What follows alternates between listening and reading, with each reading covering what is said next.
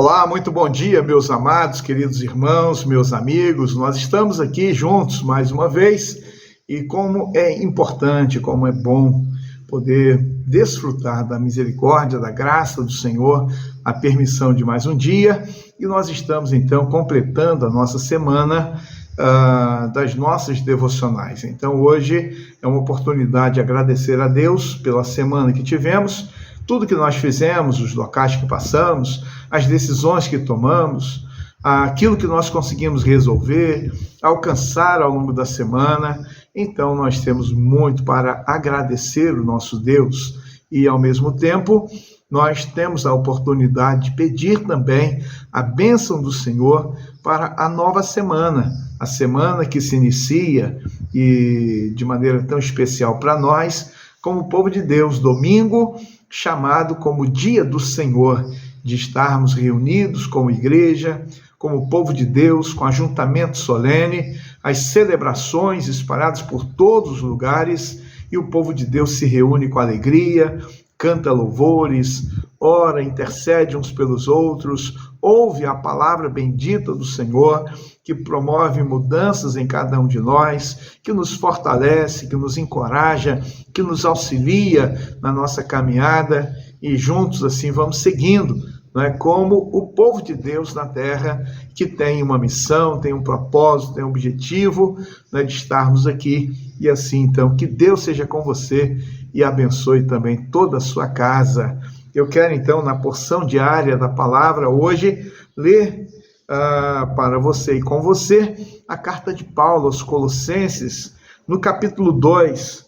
E a palavra de Deus diz para nós, no versículo de número 13, 14 e 15: E quando vocês estavam mortos nos seus pecados e na incircuncisão da carne, ele lhes deu vida juntamente com Cristo, perdoando todos os nossos pecados, cancelando o escrito de dívida que era contra nós e que constava de ordenanças, o qual nos era prejudicial, removeu inteiramente, cravando-o na cruz, e despojando os principados e as potestades, publicamente os expôs ao desprezo, triunfando sobre eles na cruz. Amém.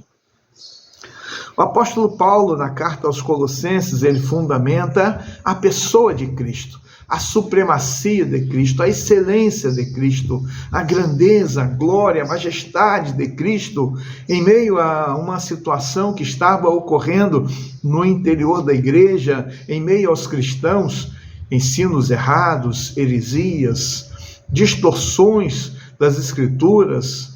Então, eles estão sendo levados a um equívoco de interpretação.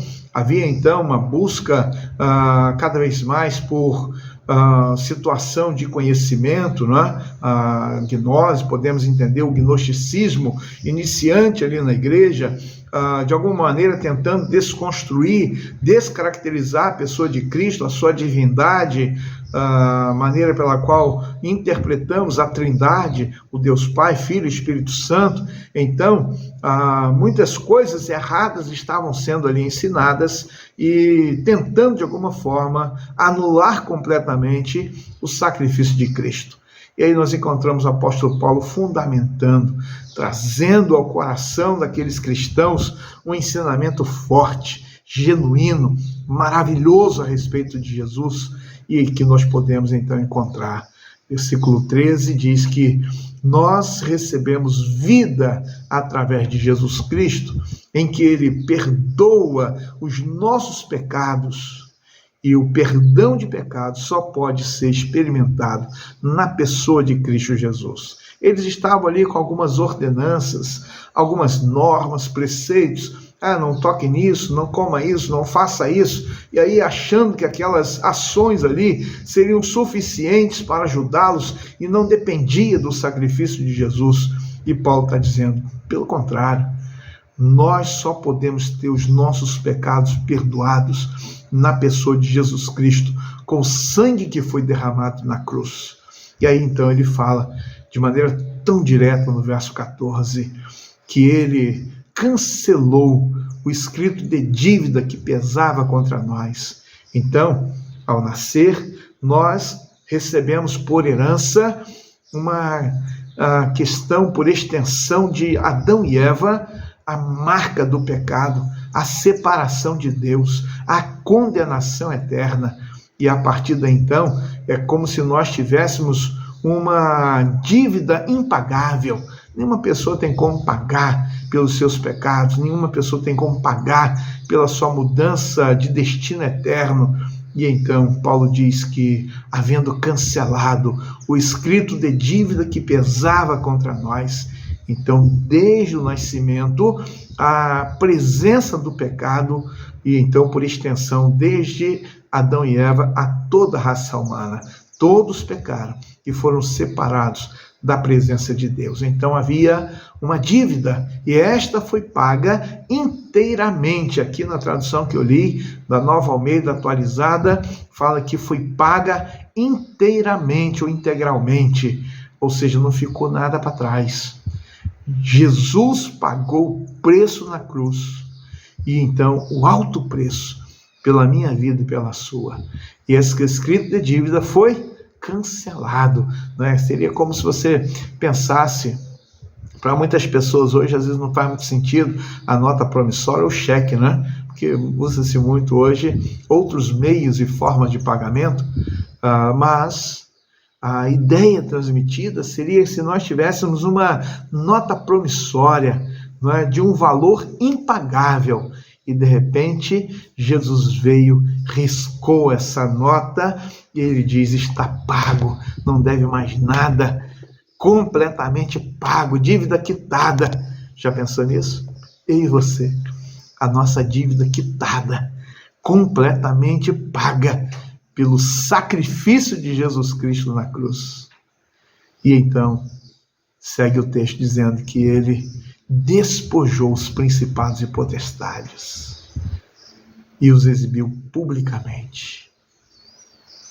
Quando ele apaga ou paga a nossa dívida, ele removeu essa dívida através da cruz. A menção é essa, cravando na cruz. Na cruz ele diz: está consumado, está terminado, concluída a missão. E agora ele diz que, havendo despojado os principados e potestades, os exibiu publicamente, deles desprezou. Então, numa batalha, os soldados vencedores entravam na cidade, e aí então pegavam as coisas boas, o despojo, e aí então levavam o despojo.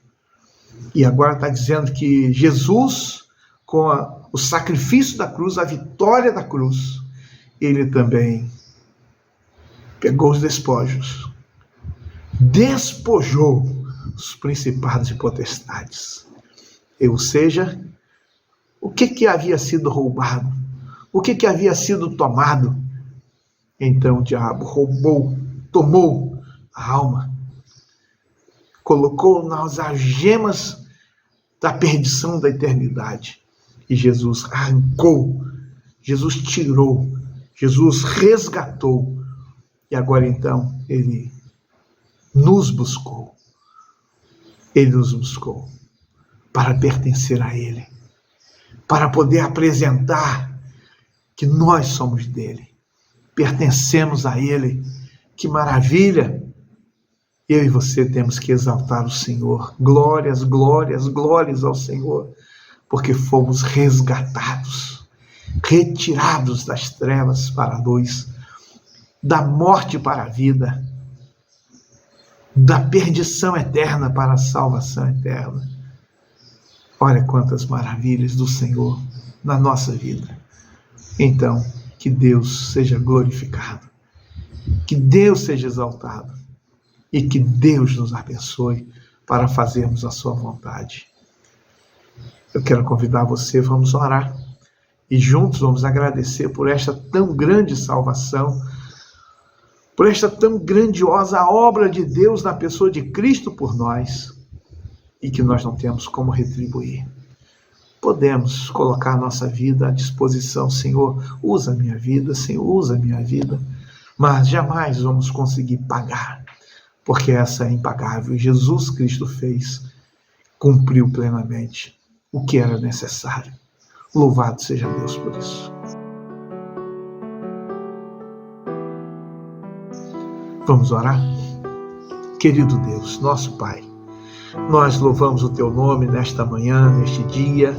Nós agradecemos pela salvação, pelo perdão dos nossos pecados. Nós agradecemos pelo cancelamento da dívida que pesava contra nós. Ó Deus, obrigado por esta purificação. Obrigado, Deus, por esta mudança do destino eterno. Obrigado, Deus, pela Tua palavra maravilhosa. Obrigado pelo Jesus Cristo ter vindo a este mundo, morreu naquela cruz, ressuscitou e vivo está. Obrigado, Deus, porque podemos chegar ao Senhor, falar com o Senhor, nos derramar diante do Senhor, servir ao Senhor. Ó Deus, abençoa os meus irmãos. Eles são os Teus filhos, o Teu povo, a Tua igreja. Seja com cada um, Senhor, neste dia. Pedimos, ó Deus, que o Senhor, em todo lugar, ó Deus, por meio de todos os Teus servos, ó Deus, que o Teu nome santo seja exaltado e glorificado. Assim, ó Deus, oramos, assim pedimos, assim agradecemos e fazemos no nome de Jesus Cristo, Teu Filho amado, que vive e que reina para sempre. Amém. Bom dia de paz para você, final de semana abençoado. Um grande abraço e até o nosso próximo encontro, se Deus permitir.